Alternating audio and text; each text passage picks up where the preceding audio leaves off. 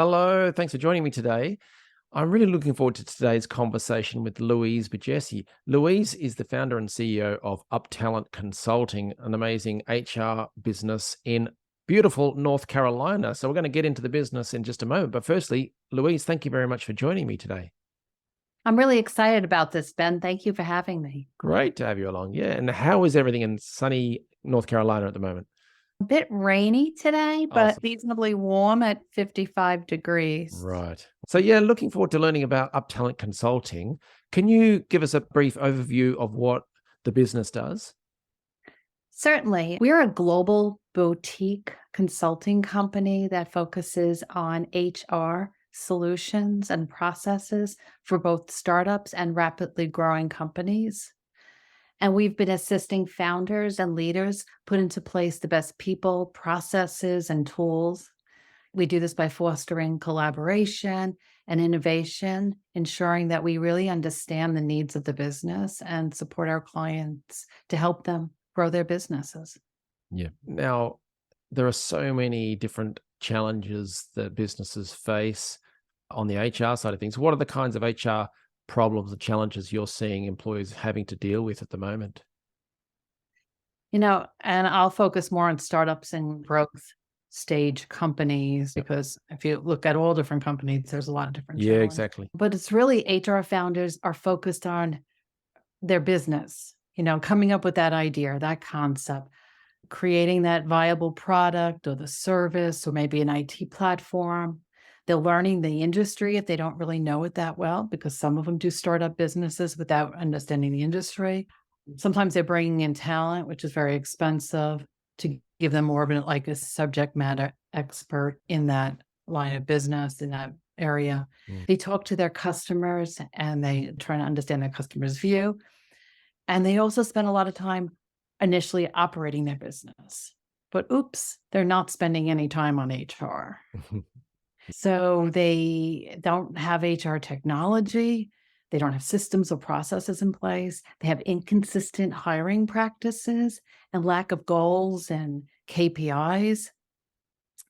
The ramifications of maybe opening up in another state or even country, they don't understand that, and that there might be nuances or differences in the laws that they have to follow.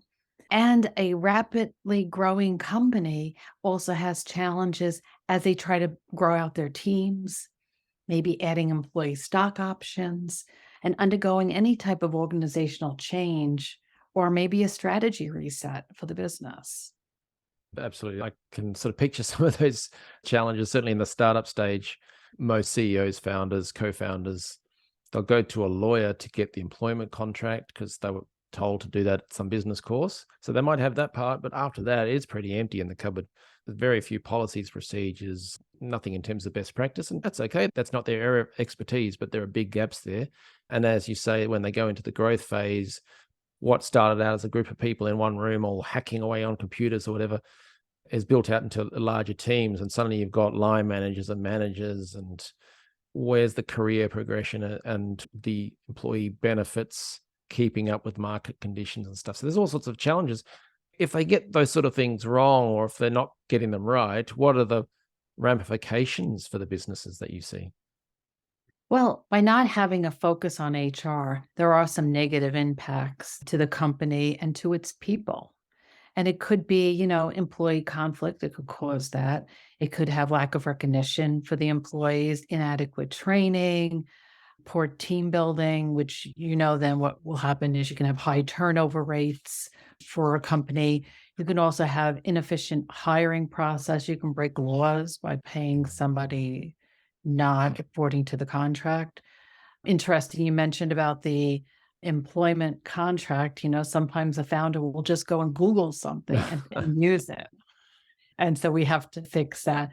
And then you can go lost business because if you have high turnover, then you can lose your business. Yeah, absolutely. Clients or customers unhappy because processes have changed without them knowing, because someone's left and not told the next person or whatever it may be.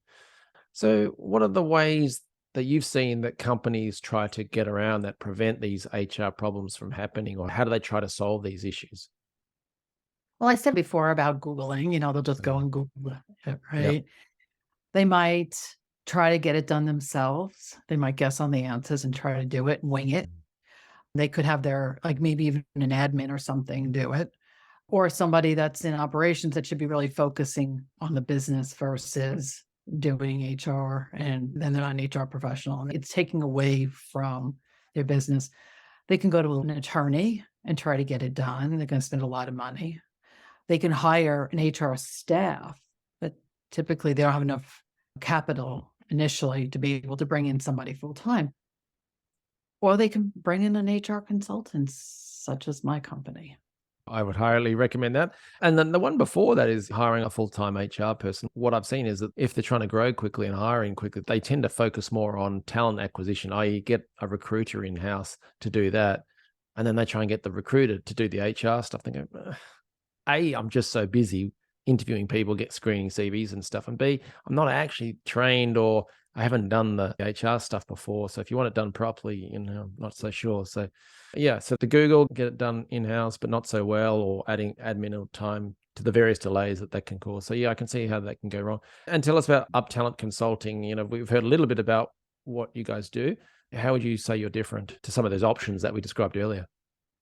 Well, we would come in initially and do really a performing needs analysis to understand what the business needs. It could be that they need more focus on talent acquisition because they did bring in a recruiter and they're hiring people, but then they're not onboarding people. They're not taking care of, and they're not maintaining all those employee records. And then the person starts and who's collecting, and making sure that person's authorized to work in the United States or somewhere else. And then what about that orientation and training for that individual when you're bringing them on board? And then who's going to engage them and ensure that they're in performance and come up with their goals, their KPIs. So all that, it's not just talent. Hiring is part of talent acquisition. It's really that whole spectrum. But as I said before, we'd perform a needs analysis to see what the company needs, what our client needs. We'd provide our recommendations, and that's based on a collaboration with our client. We'd have that conversation, we'd work on them and look at what their strategic planning is for their business and mirror the HR planning with their business planning and work it into their business roadmap, because the business roadmap really needs to have that people component.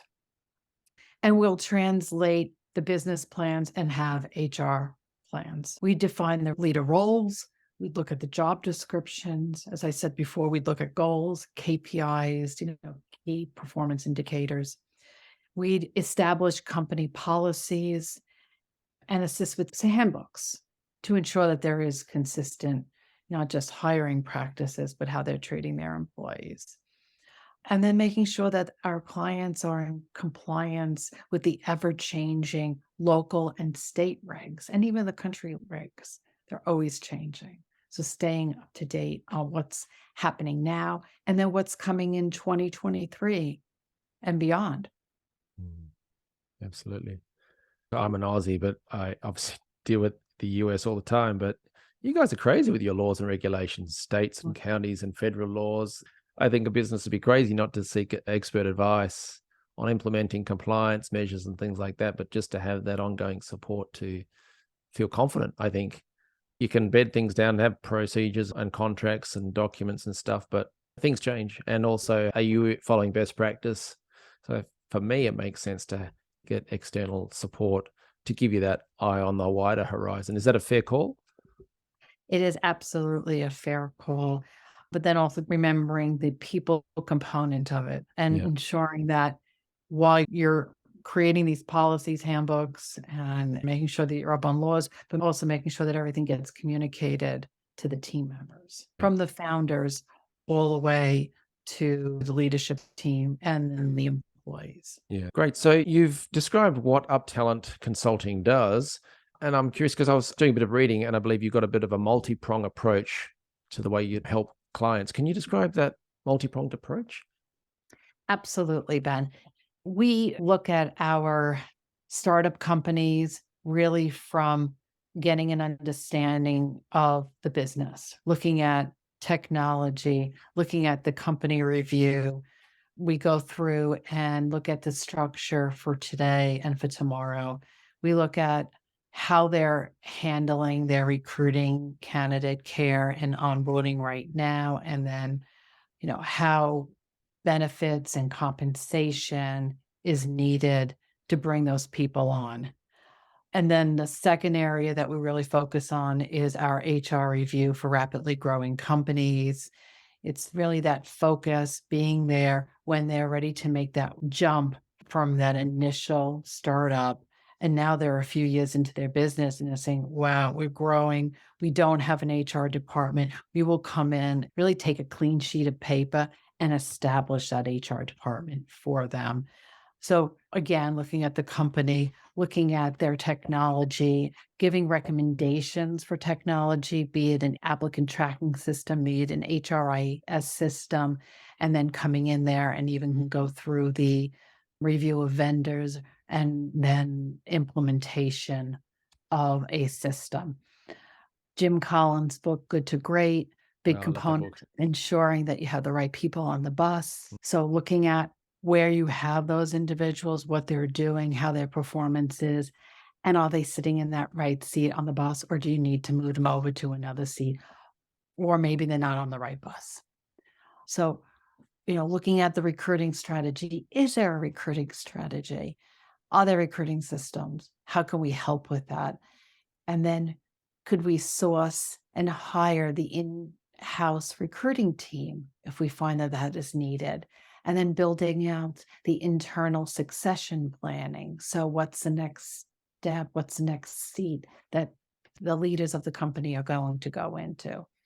And then offer retained leadership search if necessary. And then also recruiter development and training for when that recruiting team is in place. So that third pillar you were describing of the talent acquisition side is really interesting because I know you're an HR expert, but you also have quite a strong history in talent acquisition recruitment. Is that right? And how's that connected? Yes. So in my career, I've worked in leadership roles in both in HR and in talent acquisition for various different companies, including healthcare and hospitality and financial services. It's really about having that right hire right from the beginning, that if you have the right people in your business, you're hiring the right people, it makes everything else in HR go so much smoother. Yeah, And that's for it sure. helps with retention. So if you get the right people in, they're happier, they're more productive, they stay, they refer in other friends and colleagues who are similarly motivated and so on. So yeah, I think it has a huge impact. Absolutely.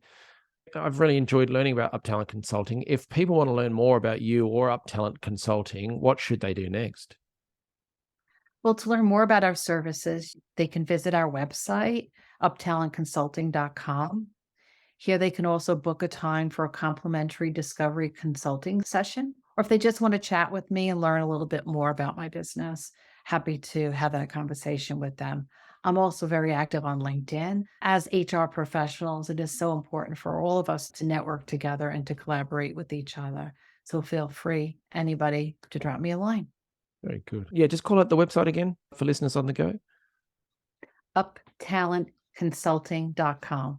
Easy enough. Excellent. All right. Well, we will have that link in the show notes. So, Louise, thank you very much for sharing your business story. And yeah, I wish you all the best for UpTalent Consulting. Thank you, Ben. Thank you so much.